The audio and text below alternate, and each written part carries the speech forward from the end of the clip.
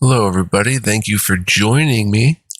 This is GGF bringing you episode 13, lucky episode 13 of Let's Play Enderal Forgotten Stories Special Edition, as they call it. Hope you guys are doing well, having a great day out there. It's a beautiful day here. Let me Alt-Tab just for a second. Get my volume right. And let's load number 13 here. Beautiful piano theme. And here we go. Okay, so today, as promised, we're going to interact with this wishing well. Let's see what it says. A strange noise emanates from the bottom of the well. Started lost hearts. Huh. Find all wishing wells and return their lost hearts to them. 4 of them. Wow. Look down the shaft. A golden chalice, a grass-colored stone. Bring me back this, so I shan't be alone. Bring my heart back to me. Wow. That is interesting. I don't remember this ever being in the earlier versions of the game. What did we get exactly?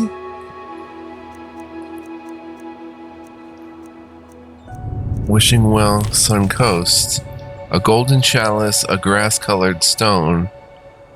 Bring me back this so I shan't be alone. That's crazy. Besides that, though, I think we'll read volume 2 of The Butcher of Ark.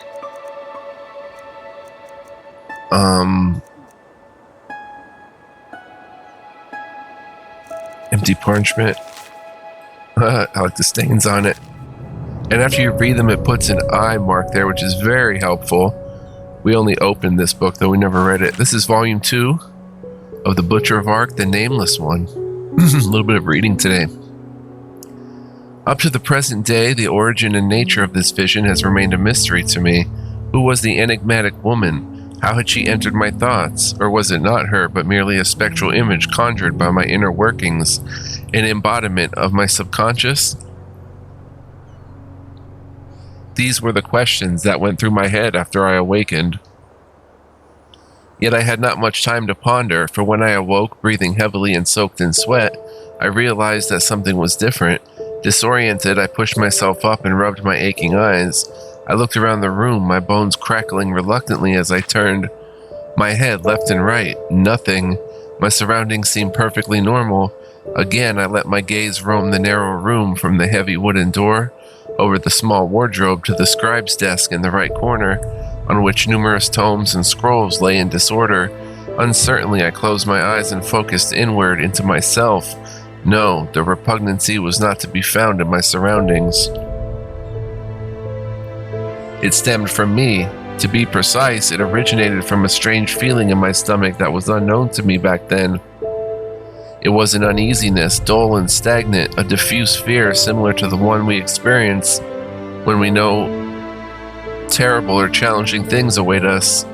Nevertheless, the feeling seemed familiar, a sort of gloomy truth which had been suppressed in my subconscious all these years and had now found its way to the surface, like glowing coal beneath a thin layer of fissured ice beginning to melt.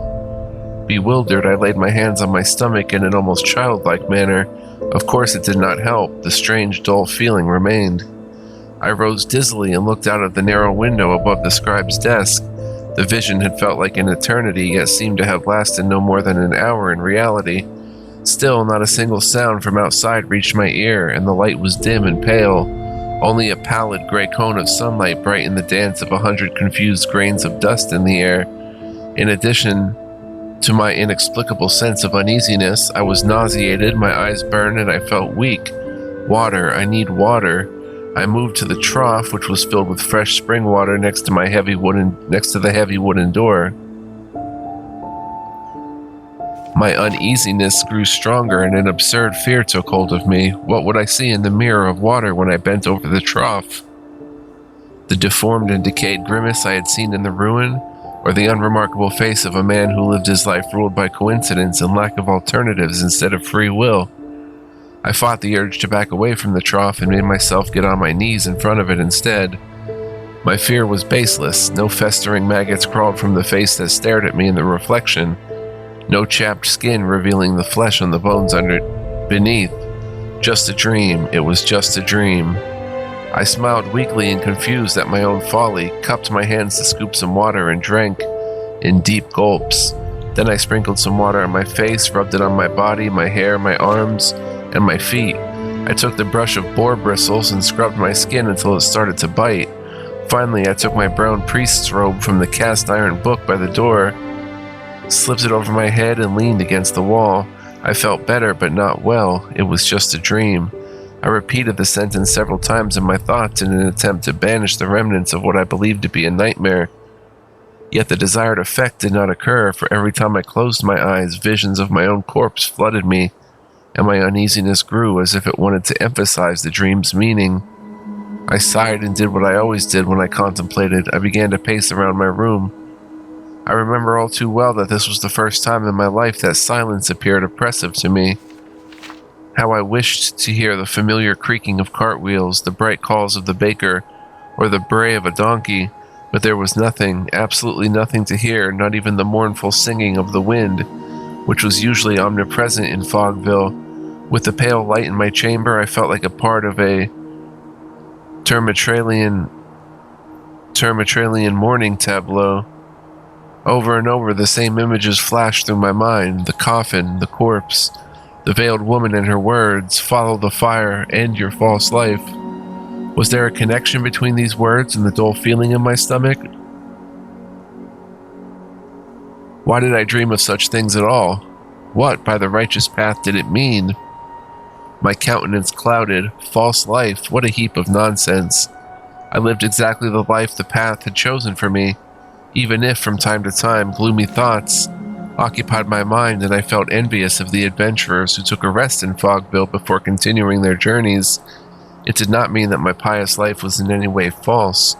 No, I was lucky that I did not have to live by the side of my miserable father, smearing grease on animal hides. I was even luckier not to be one of the ill-fated people who cut each other's throats for a stale piece of bread in the undercity of Ark. I pinched the bridge of my nose, squeezing my eyes shut. These are the very thoughts that make path-abiding people stray from the path. They become attracted to an insane vision of an adventurous life and get drawn into suffering and misery. I recalled the terrible stories which occasionally reached Fogville. It were always the egoists and those who hungered for power who dragged innocent people into ruin along with them. I dropped my hand and opened my eyes. No, my life is exactly as it should be. Is that so, Jael? I startled. What in blazes? Irritated, I moved around, trying to find the voice's origin. Nothing. I was alone. But then where had this voice come from? I must have imagined it. It had come to that. I was hearing voices. This dream is driving me insane. Angry with myself, I started pacing again, but after only 2 steps, the voice resounded again in my head. And along with it, the dull feeling in my stomach burned like a blazing fire in the wind. Images and feelings rose in my consciousness, heavy and pressing, but familiar at the same time. This time the voice spoke with a mixture of mourning and mockery. How much longer do you want to close your eyes to the truth? What needs to happen to make you finally understand? I tumbled backwards, not so much because of the words, but due to the sensation they triggered. Thoughts fluttered through my mind like a flock of startled birds, and they did not only revolve around the scenes from my dream anymore. I saw myself lying on my bed, drenched with sweat, shivering. I saw myself gloomily staring off in the distance while Mater Pylea read out the path to me. With these thoughts came a crawling uneasiness, a sense of loneliness and fear. Instinctively, I pressed both hands against my stomach. By the righteous path, I'm losing my mind. Dang it, I am actually losing my mind. I turned around fast like lightning and hastened to my desk, upon which lay an open, leather-bound folio. It was a handwritten transcription of the path that I had started just before the festivities of Star Summer Night. For 5 decades now, it had been possible to reproduce written works in an almost magical manner, thanks to the strange press-like construction of a cunning startling researcher. It was called the letterpress due to the mechanics of the machine. Manual transcription, however, was still considered a sign of spiritual commitment. There was something meditative about it. It was calming, which was what I needed to banish the rising panic. Hastily, I adjusted my chair, opened the inkwell, and took the quill. Work frees the mind, I told myself. I was encouraged by the fact that the barrage of strange images and the feeling they brought on had subsided. It had been a dream, nothing more. A frightening dream indeed, but a dream nonetheless. Yes, concentrate, write a few pages, recite a verse, and the spook will be gone. Nothing will remind me of the disfigured body in the coffin, of you, and tomorrow I will be able to continue my meaningless life. Indeed, it will be business as usual, and then one day I will die in peace, without having seen the truth at all, an insignificant pale number among thousands, and no one will ever remember you, Giles Tanner's son, the nameless one. And only now did I realize that sweat was pouring down my forehead and that I was clenching the quill so hard that my hand was starting to hurt. The sentences I had written were scrawly and full of mistakes. I dropped the quill. Witchcraft. This is witchcraft. I slammed the book shut, closed my eyes, and attempted to clear my mind like Mater Pylea had taught me. Breathe, Giles, breathe. My entire body trembled. My pulse hammered in my wrists. There was no doubt that the voice came from within me. It was part of my thoughts, yet so unfamiliar, threatening, and lurking. It is futile, Giles, the voice suddenly whispered. You cannot escape destiny. End your false life. End it here and now, and follow the fire. There was a moment of silence, or else you will die. As the last word faded from my mind, fear exploded inside me. It shot up my spine and spread from there, to my heart, to my fingertips, to my skull, straight into my brain. Again and again I pictured the horror from my dream, interspersed with strange memories of seemingly random moments in my life. I saw myself pacing between the benches of the temple without orientation. I saw myself preparing a corpse for its last journey according to Enderalian tradition, weeping. I saw myself lying feverish in bed, breathing heavily and eyes wide open. But it were not the images which made the situation so unbearable.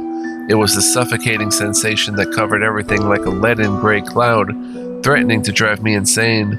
Fear and panic, bitter loneliness and desolation. I felt as if I was standing at the edge of a pitch-black abyss, lost and without identity. I felt alone. This is pretty cool stuff, I think. Hope you guys are enjoying. It might be hard for you to comprehend the description, but perhaps it helps if I attempt to explain how the human mind functions. If something terrible happens to someone, such as the death of a loved one, our mind reacts with a kind of shock. Only part of what we should be feeling is allowed to enter the immediate conscious experience. The rest is banished to the depths of our subconsciousness, buried like an unloved, dangerous secret. Once the mind is recovered somewhat, the banished remains of the memory will be unearthed piece by piece, so that we can deal with them and complete the mourning process. If, for some reason, this reworking does not take place, the memories will decay and fester until their presence becomes noticeable. We feel gloomy, suffer from panic attacks, or lose the ability to feel emotions entirely. Though it is possible to live under such conditions until one dies, the buried memories consume much of our vital energy and in the worst case drive us to strange deeds.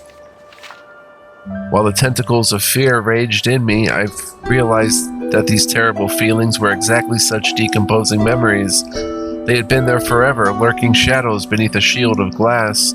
I had noticed them in brief moments, small and insignificant, sometimes in the deepest of night when I awoke from a nightmare, clammy with sweat and unable to recall what I had just dreamt, sometimes in small fissures of thought which haunted me while I performed perfectly normal tasks. For a few heartbeats I was filled with a misty gray loneliness, and I felt as if I was an observer of myself, the spectator of a hypocritical, bigoted play, my false life. I lived a lie, a desperate effort of my mind to conceal something in me that could not be concealed, a secret, something I had suppressed and could not hold at bay any longer. Now it had broken free and remorselessly showed me what would happen if I did not begin to search for the truth. Death, you are dying. Yet some among you might realize that insights and actions are very opposing things. Even though the voice had forced me to look at it, and I had looked at it, I did not want to accept it. I uttered a guttural cry, threw my writing utensils off the desk, and knocked down my stool. With my bare fist, I hit the wall of my chamber, ignoring the burning pain that shot up my arm. I wanted to banish the feeling inside me somehow, so I could get my old life back. But my resistance was in vain, and every second that passed amplified the panic constricting my throat, drowning me like an overpowering flood. Only when my breath was but a weak gasp, I sank to the floor, back against the wall, face buried in my hands, exhausted. It is futile. I felt the salt of my tears burning on my cheeks and sobbed like a child. What shall I do? By Malphus, what shall I do? I uttered with a shaky, miserable voice. For a while, nothing happened. Then I heard the voice again in my thoughts, tender, melancholic. You already know the answer, Giles. She told you what to do. This time, the voice did not aggravate my loneliness. No, for a moment I almost felt secure, and in this moment I made my decision. Yes, she was right. I knew what I had to do. I knew it and had always known it. Yet, like a fledgling soldier who did not understand that the tales about glorious wars were merely tales until he lost his leg, I had to see my own death in order to understand. I had to start searching for the buried truth. At the time it was obscure to me what the veiled woman had meant by the fire. Was the fire a symbol of the truth behind the feeling of emptiness and loneliness I had learned to suppress and could not suppress anymore? The newborn man who later became known as the Butcher of Ark did not yet know that he would soon find the answer to this question. My memories of the hours immediately after my decision are only vague. It would be wrong to assume that the oppressive feeling in my stomach had vanished after I had gained insight into its nature. No, it was still there, and each time doubt surfaced while I was packing my belongings. It grew stronger and more present, like a master who was determined to keep a weak-minded student on the right path by using reprimand and sharp words. Yet I felt a determination I had never felt before in my life. Indeed, I felt a spirit of optimism, as absurd as it might sound, after what had happened to me. After I had collected all of my belongings, I left the temple, which had been my home for more than a decade. One last time I took in its awe-inspiring interior. There it stood, Malphus's stone statue, clad in a massive steel harness, looking ahead with determination. In his left hand, the statue held a replica of broken chains. The right hand pointed forward, showing the way, proudly and full of power.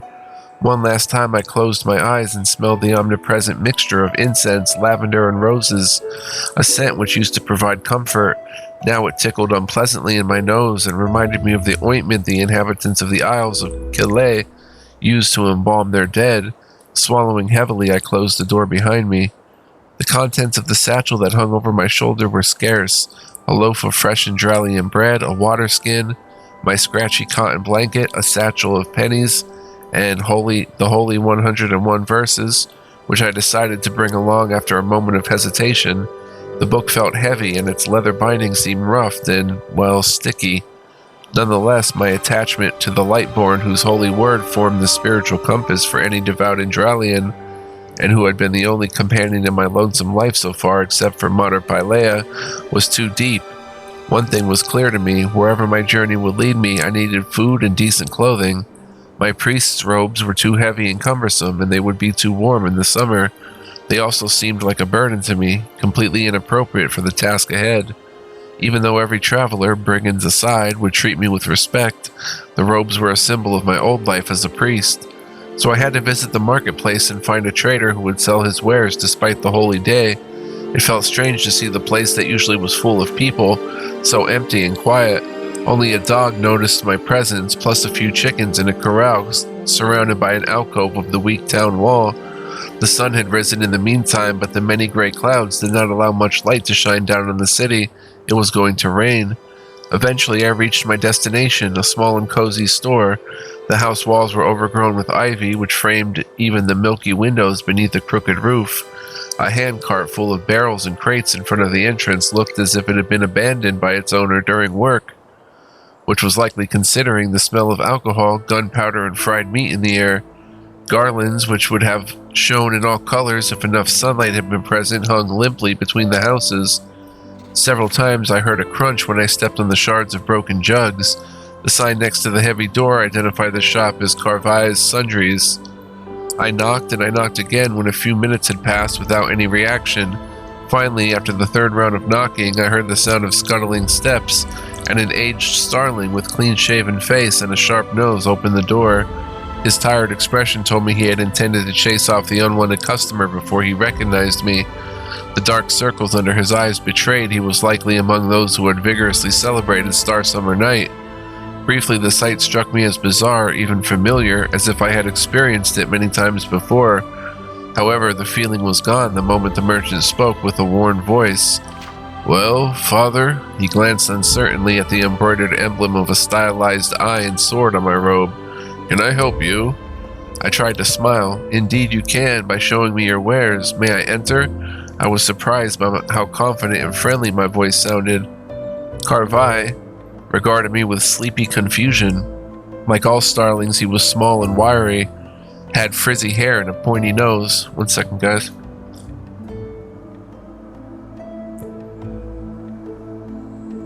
My mouth is getting dry. Karvai was a path-abiding man. Every week, he and his many children visited the three masses, which was the reason I had chosen his store to purchase clothes for my ludicrous journey. His respect for the clergy was great, so he would not ask questions. I did see the question why by the righteous path a village priest would visit a store this early in the morning on a day most people were recovering from a night of revelry and celebration in his eyes, but my estimation proved correct. He did not voice it. Instead, the merchant nodded devotedly, stepped aside and let me in. Unlike the somber landscape surrounding Fogville, Karvai's house had a rustic and cozy feel. The fireplace in the large room at the end of the hall was crackling, and for a second I spotted a young girl peeking through a door at the top of the stairs on the right of the entrance. I envied the starling child and her siblings. Their father had given them a home and a sense of security I had never had with Gilman. When Pylea had taken me under her wings, it had already been too late. The wooden walls looked solid but old, and the large fur of a coast stalker hung on the left side. Reluctantly, I took a step forward and almost tripped over one of the many shoes on the floor. I heard the door behind me slam shut and Karvai clear his throat. "This way, father," he said, and walked toward the large sales room from which I had heard the crackle of fire. It was an amazing sight. Behind the wooden counter which separated the seller's realm from the customers, numerous items, chests, boxes, and pieces of furniture were piled up. Huge bookshelves along the walls were filled with dusty folios, scrolls, crystals, and small caskets. The store looked insignificant from outside, but I suspected some precious antiquities could be found here. "Well, what exactly do you need, father?" the starling finally inquired. I was unable to answer, taken aback by my own uncertainty. What did I actually need? I wanted to embark on a journey to find the mysterious woman from my dream, and I had a hunch that it might not end in Enderal. "Well," I started, "everything you need for an extended journey." Karvai's brows furrowed. "A journey? To where?" Apparently realizing his indiscretion, he quickly added, "If you don't mind the question." "I am traveling to Ark," I improvised. The longer before he would tell anyone about my getaway, the better. "The high priest asks for us." That seemed to satisfy the merchant. "I understand." He lifted the hatch in the counter. "I am all the more honored by your visit to my store." I nodded and let him walk through his wares. About half an hour later, I was relieved of 102 pennies. I had purchased a sturdy knapsack, a good pair of boots, a hooded traveler's cowl, and an old iron dagger, which I did not know how to use. Karvai had also sold me a traveler's staff he said was favored by pilgrims who visited the 7 way shrines. "It is perfect for repelling insects," he had told me trustworthily. As a farewell, I had blessed him and left with a priestly smile. I continued to the tavern to get provisions for my journey. The matron, defying his lack of sleep, was diligently cleaning up the remains of the festivities. He responded to my early visit with confusion as well, but after some explanation about my plans, he sold me a loaf of tasty bread, dried fruit, and a tub of pickled whisperweed, which was popular among travelers because of its durability, for a good price. He also asked for my priestly blessing, which I gave him with a strange feeling. The holy act felt more wrong than ever before, and the ceremony seemed not like routine, but a lie to me. The guardsman Euleus was the last person I encountered before I got to walk down the hill upon which Fogville was located. He was too tired to ask for my destination. Obediently, he opened the wooden gate and wished me to walk blessed. As I left Fogville behind, melancholic relief washed over me. Within a few hours, I had ended the lie the veiled woman had described as false. Nobody would notice my absence until late in the day. Pretty interesting story thus far, this Butcher of Ark. I'm really digging it. Let's see, what else can we read? Let's quickly read Encyclopedia Arcana Magic Part 4. This is useful for us as well. Written by Balador Dow Goldenstein. Cultural stance on magic. Even in the civilized world where the stance on magic varies greatly between countries, this is primarily due to two causes: the varying ideals of the gods themselves and the native cultures before their lands were conquered by the Lightborn. Enderal. In Enderal, every mage has to report their talent to the Holy Order upon discovery and undergo the journey to the water. Refusing to do so renders one a wild mage in the eyes of the law. Wait, how many pages is this? Let's, okay, it's just a quick one.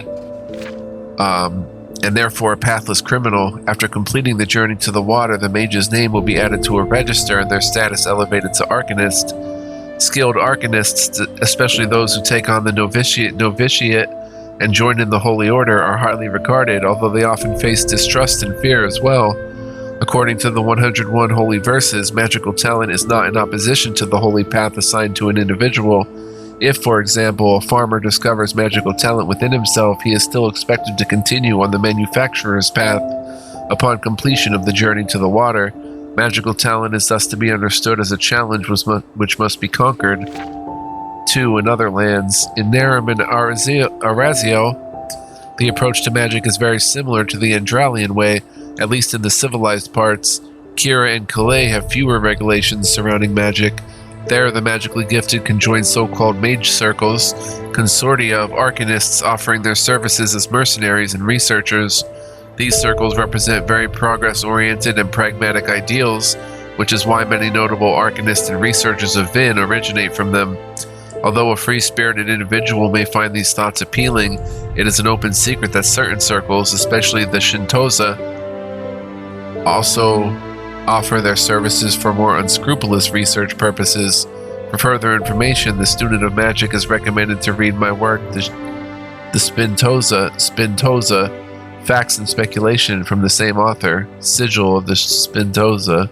Well, that's pretty cool. The lands of the wild handle magic as one would expect, in a primitive and almost pitiful manner. They attribute their magical talents to non-existent idols or the voices of the dead, and practice shamanistic rituals.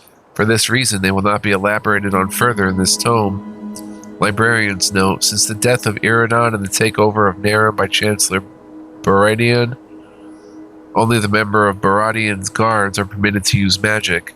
Wild mages, especially Aeterna, are pursued and punished with draconian brutality. The root of this persecution is presumably the Chancellor's fear that his power might be challenged. It's an interesting note about Narum, but anyway, let's get back to the adventure here. Let's see how long that took us. 28 minutes, so not a whole lot left, but we will continue.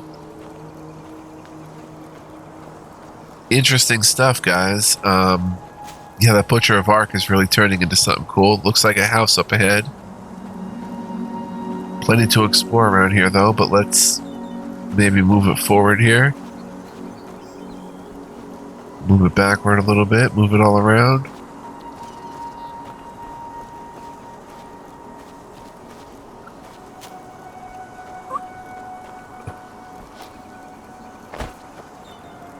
Looks like,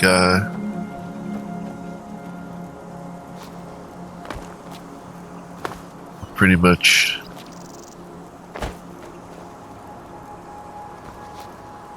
covered here. No ice claws up here.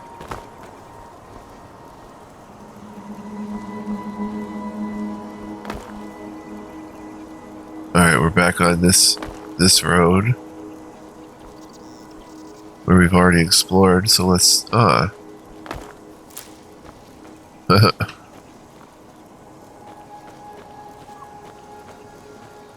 wait, yeah, this is where we got ambushed, I think.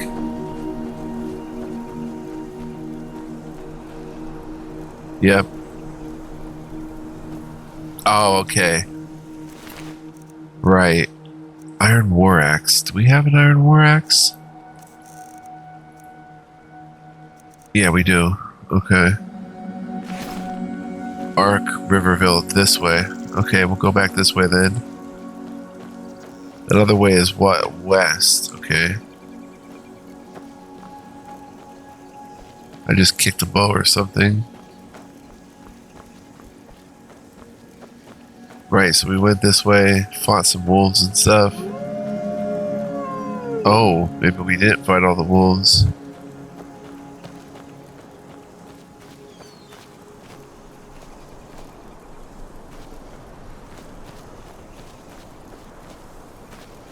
Who's howling?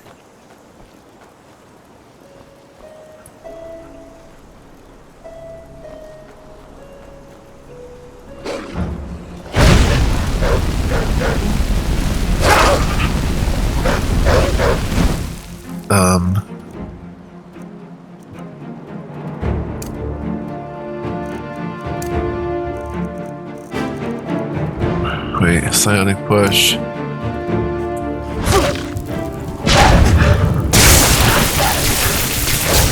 Oh, they got me.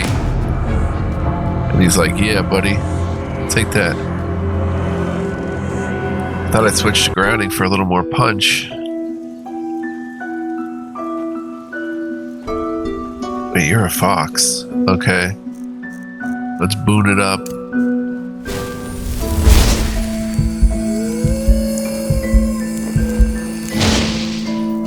We went over 40% with Arcane Fever.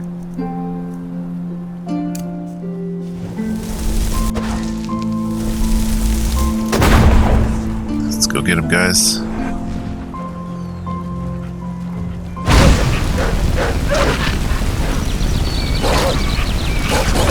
Burn, burn, burn. Wolf claws. Oh, you don't want any peace in my ghostly. Okay, wait, I can...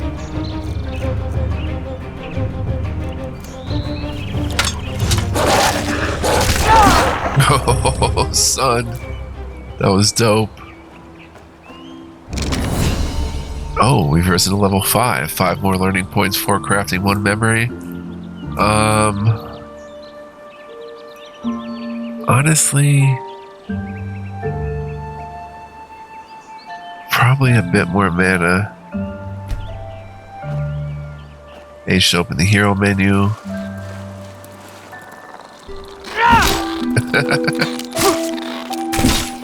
Oh, that's fun. Power attack. Oh, he's tearing me up. Crab shell. Oh, snap. Brigands. Probably be back for you, I'd say. Or should we sick our Wolfie on him? How much can we carry, actually? Not much, so we'll let them live for now. And we'll head on to Riverville if we can. Look at how this world is crafted. It's just beautiful. Just like Narum, but even more detailed. But Narum for its day was extremely detailed as well.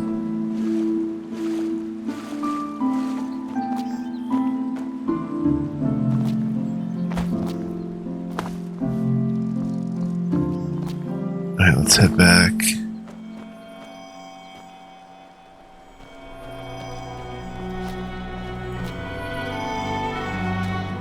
Hidden root and mana fungi. We get an ice claw for the Holy Trinity. The Holy Trilogy. Get up there, get up there, get up there. Surprised no ice claw here. There's gotta be one.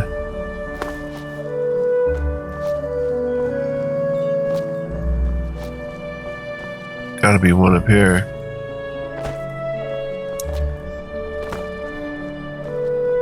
None?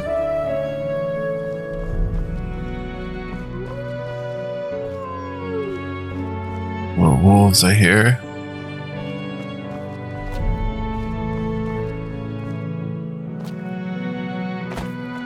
Oh, do we have to go up higher? Up here? Wow, way up there. On top of the world, baby. Sitting on top of the world, top of the world, top of the world.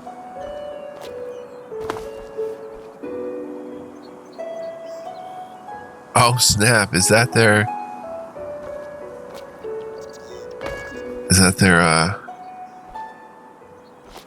hut there, those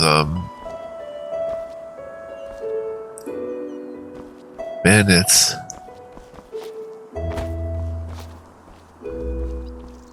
Surprised there's nothing up here though, very surprised. But I've totally lost direction of where I was headed.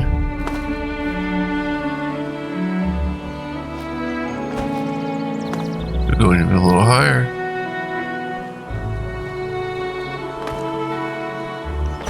Come on, just give me one ice claw, I'll be happy.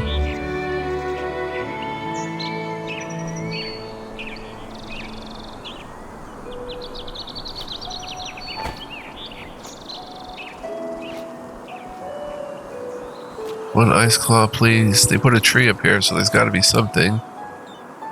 I would think.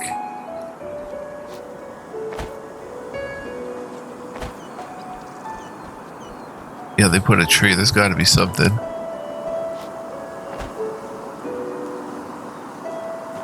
They cared enough to put a tree.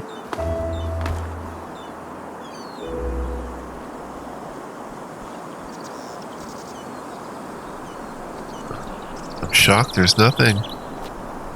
Aha. Aha. There's got to be something here. Oh, we're on grass somehow. We're in Rusula.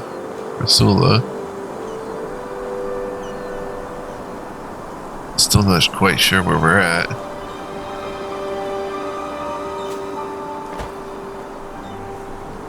Just kind of appeared here. Oh snap, you a big boy. Oh, he a big boy.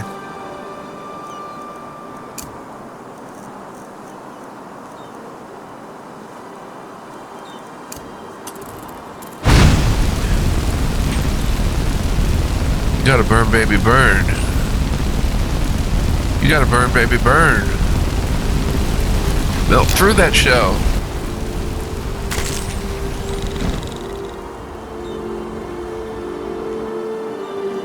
Dang. King crab, indeed.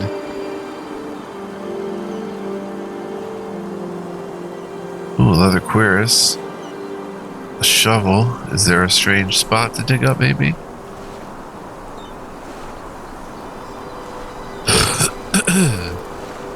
Baby crab, baby crab, baby crab, baby crab, baby crab.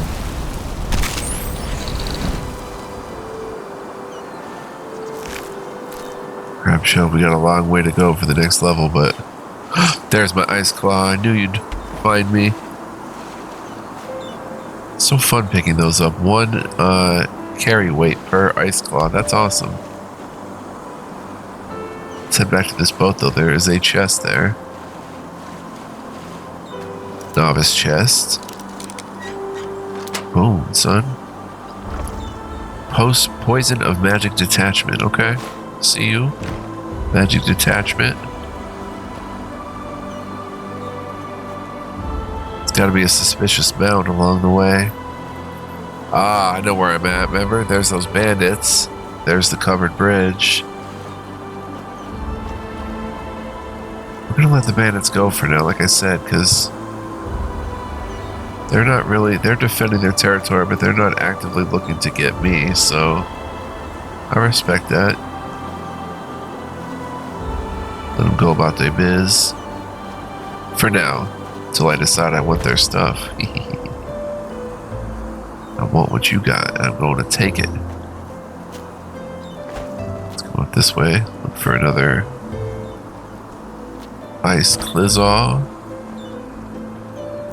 Instead we get some holly. Oh! What do you have here? Skelly's got a health potion, an iron sword, and an old vagrant hood. Which we can't really take any of it, it's too heavy. Coin purse, though. 7 coins inside. Interesting. We can mine the ore, I guess.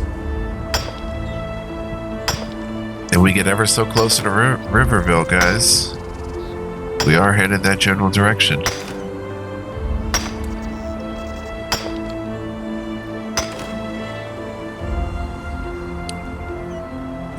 Let's give the skeleton something to carry with him. In the afterlife,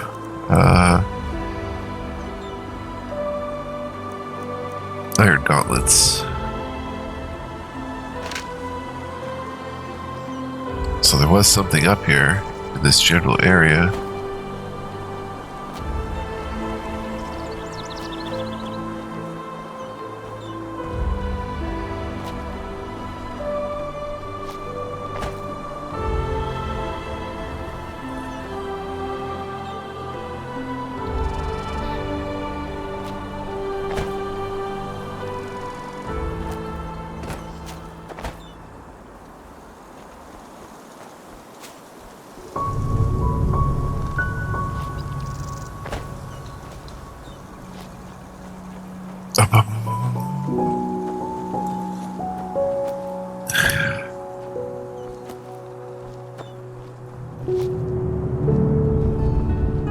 Those ice claws.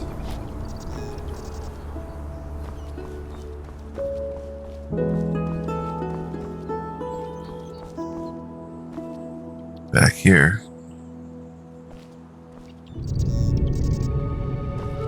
Alright, let's just come down here.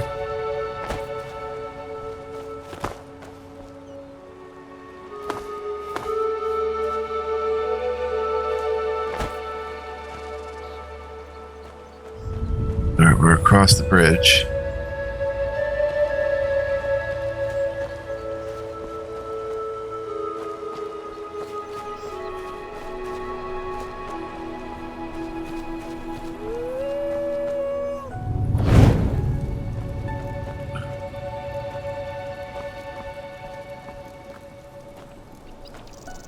I see him.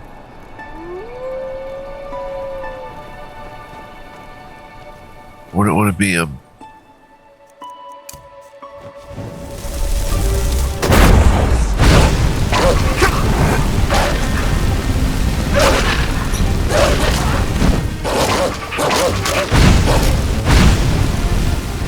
Boom, son.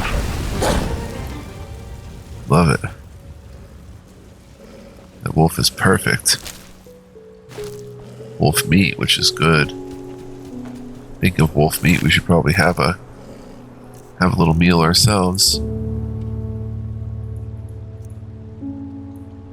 How about a chunk of cheese?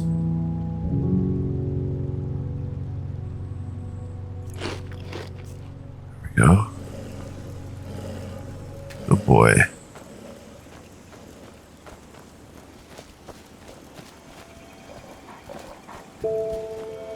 Pin root.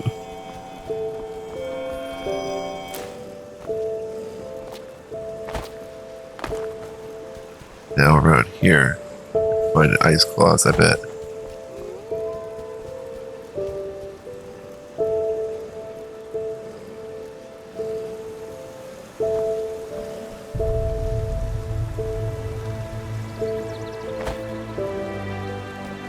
Where'd I go with the river? Well, the hunt for ice claws is real.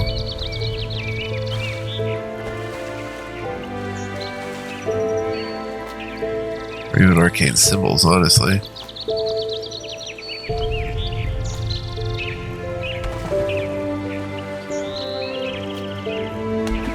Is there one over here?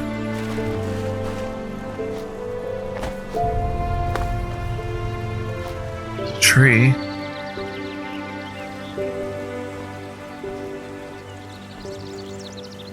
Alright.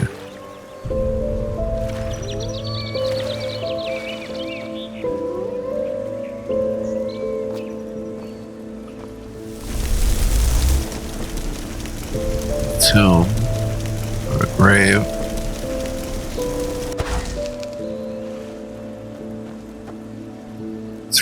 pillage it.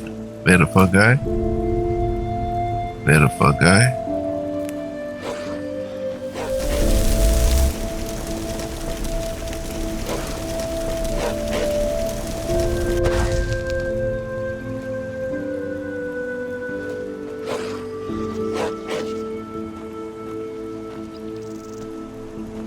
Doesn't say much, just suspicious soil mound.